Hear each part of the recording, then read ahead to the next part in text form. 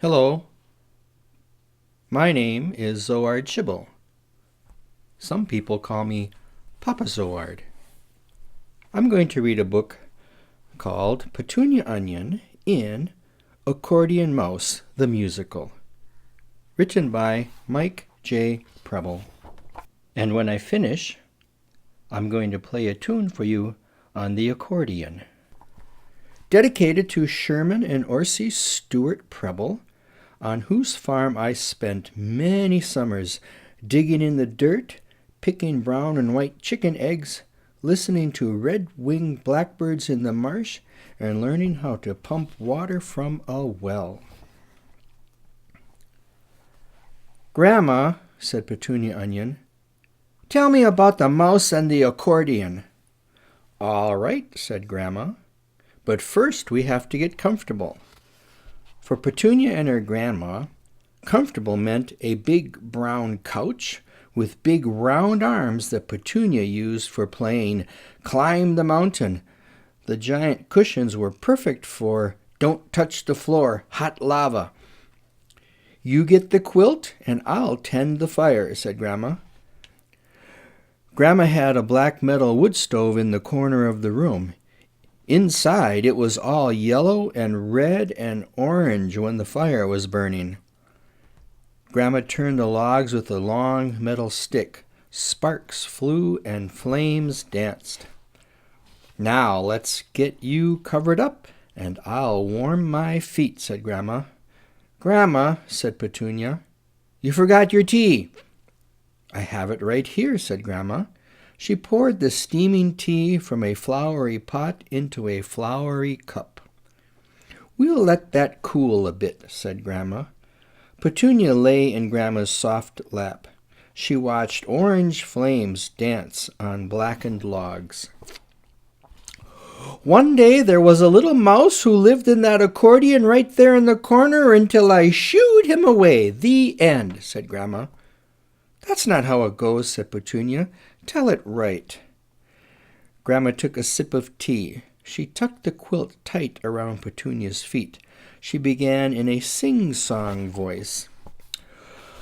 "One day a mouse who lived in a house found himself lost and alone. 'If only,' he said, 'I had stayed in my bed instead of gnawing upon their new phone.' With a lid and a shout, they took me right out and dumped me way out in the field. 3 dogs and a cat, a hawk and a rat all tried to make me their meal. But I ran very fast and made it at last to another house for a mouse like me." "Was that your house?" asked Petunia. "I suppose," said Grandma. "I never moved. And there's my accordion." "How do you know it was 3 dogs and a cat?" said Petunia. "The mouse told me." "Now be quiet, or I'll forget the next part," said Grandma. "The part where you chased the mouse with your broom and almost knocked over your sewing machine?" asked Petunia. "Don't remind me." Grandma sipped more tea. This time she spoke in a quiet, whispery voice. "That mouse, he looked up, and then he looked down. He looked all around, and found a peekaboo crack under the door. He sniffed and said, 'Mm, which means lots of food and no cats.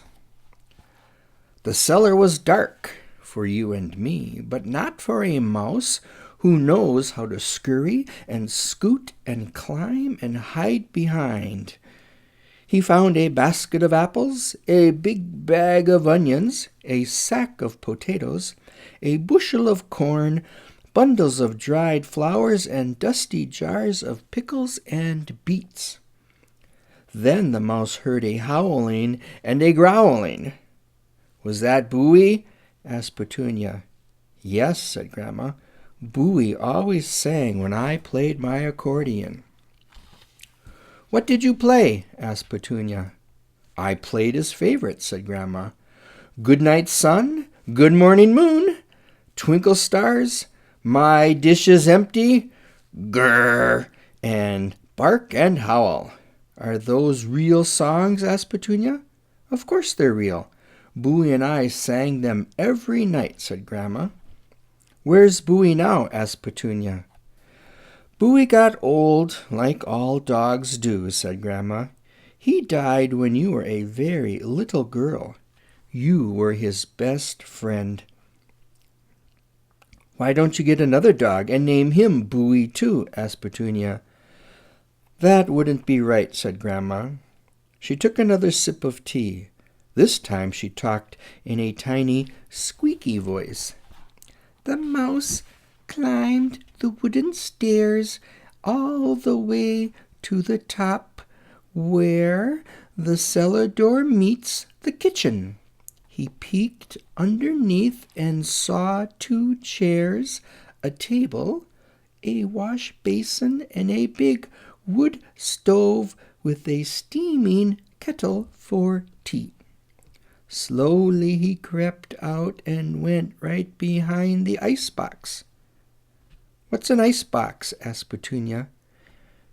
It's like a refrigerator, only it has ice in it to keep it cold, said Grandma. We have ice in the freezer, said Petunia. That little mouse waited and listened and waited. Finally he peeked around the corner. He could see a big old dog in the middle of a rug by the fire. Where were you? Asked Petunia. Right here warming my toes, said Grandma. Didn't you see him? Asked Petunia. Perhaps, said Grandma, but my eyes might have been resting just then. How do you know what happened? Asked Petunia. The mouse told me, said Grandma. Now, don't close your eyes or you'll fall asleep and you'll never know the end of the story. Petunia tried to keep her eyes open for a long, long while. She opened them wide, wide, wide as they would go. She blinked very fast and then very slow and then many times in a row. She tried counting her blinks, but she always got mixed up somewhere around 14 or 17. She closed one eye to rest while she kept one open to see. Then she switched sides. She even held her eyebrows up with her fingers. The flames in the fireplace were getting smaller and smaller. Every once in a while she'd hear a crackling and a popping sound. The waning moon started to climb over the chicken coop and shone in through the window. The chirping of crickets floated in with the cool breeze. Frogs croaked down by the marsh. An owl kept telling everyone to wake up. Petunia listened to the story about a mouse chased from his house, who found a new home in an old accordion right there in the corner. Petunia looked at the accordion and saw 2 tiny eyes peeking back at her. She wondered why Bowie didn't jump up and chase it. Then she remembered. Bowie was asleep in the middle of the rug. She could hear him snoring. Every once in a while he'd yelp and twitch, like he was chasing something. Petunia lay back down and listened to the story about a mouse and a house and an accordion. The end.